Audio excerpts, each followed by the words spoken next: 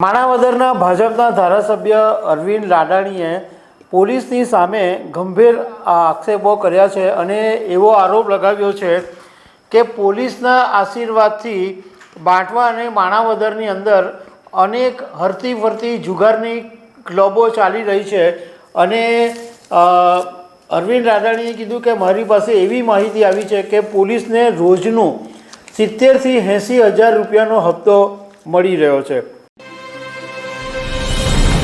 ગુજરાતમાં ભાજપના નેતાઓ હવે પોતાની સરકારની સામે જ બોલતા થયા છે।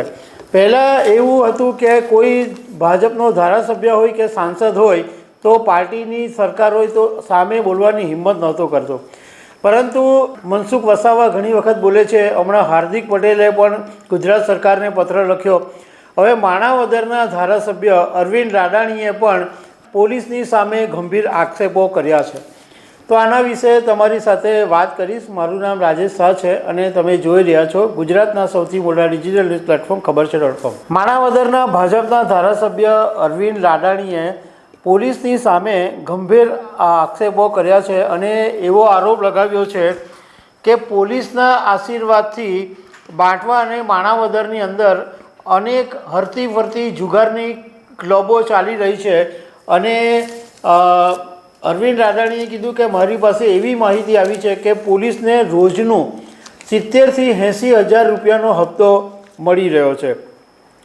એમણે અરવિંદ લાડાણીનો એક વિડીયો સોશિયલ મીડિયામાં વાયરલ થયો છે। એમાં ખેડૂતો સાથે વાત કરતાં એવું કહી રહ્યા છે કે મને એવી માહિતી મળી 1 કલાક પહેલાં, તો હું સીધો મારા ખેતરેથી આવ્યો છું અને મને એવી મળી માહિતી કે છેલ્લા ઘણા દિવસોથી બાંટવા અને માણાવદર ગામડા અને શહેરી વિસ્તારોની અંદર જુગારની ક્લબો ચાલે છે અને આ ક્લબો પોલીસની મિલીભગત અને પોલીસની મહેરબાનીથી ચાલે છે।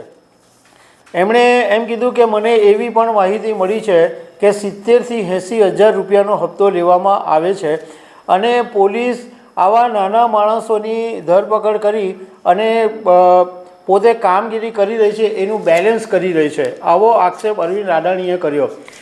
જો કે ત્યાંના ડીવાયએસપી છે દિનેશ કાળિયાતર, એમણે એવું કીધું કે જે ભાજપના ધારાસભ્યએ આરોપો લગાવ્યા છે એ નિરાધાર છે અને એમએલએને કોઈ ખોટી માહિતી એમને પાસે આવી છે, એમને ખોટી માહિતી મળી છે। બાકી પોલીસે તો બાંટવાની અંદર ગઈકાલે આગલે દિવસે જ રેડ પાડી હતી અને 3 આરોપીઓની ધરપકડ પણ કરી છે।